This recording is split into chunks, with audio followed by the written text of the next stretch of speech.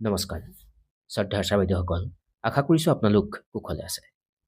বিদ্যালয় পৰিচালনা সমিতিসমূহৰ এখন বিশেষ নতুন নিৰ্দেশাৱলী আহিছে আৰু এই নিৰ্দেশাৱলীত বহুকেতবোৰ গুৰুত্বপূৰ্ণ কথা উল্লেখ কৰা আছে।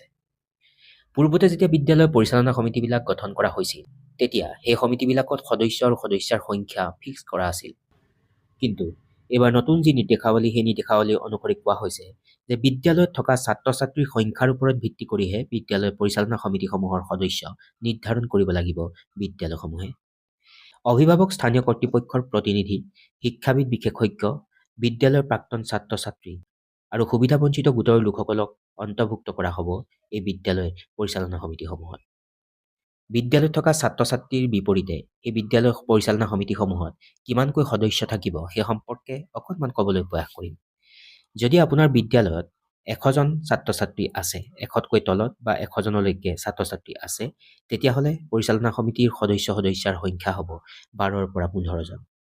আৰু যদি 100ৰ পৰা 500ৰ ভিতৰত ছাত্ৰ-ছাত্ৰী থাকে, তেনে বিদ্যালয়ত সদস্যাৰ সংখ্যা হ'ব 15জনৰ পৰা 20জন।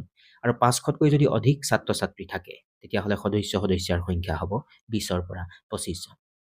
অৰ্থাৎ এইবাৰ ছাত্ৰ-ছাত্ৰীৰ সংখ্যাৰ ওপৰত ভিত্তি কৰি বিদ্যালয় পৰিচালনা সমিতিসমূহত সদস্যা যি সংখ্যা, সেই সংখ্যা নিৰ্ধাৰণ কৰিব লাগিব।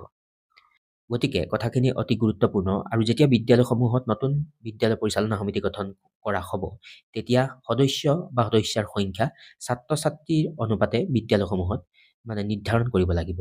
পুনৰবাৰ ক'ব খুজিম, যদি 100জন ছাত্ৰ থাকে, তেতিয়াহ'লে 12ৰ পৰা 15জন সদস্য হ'ব।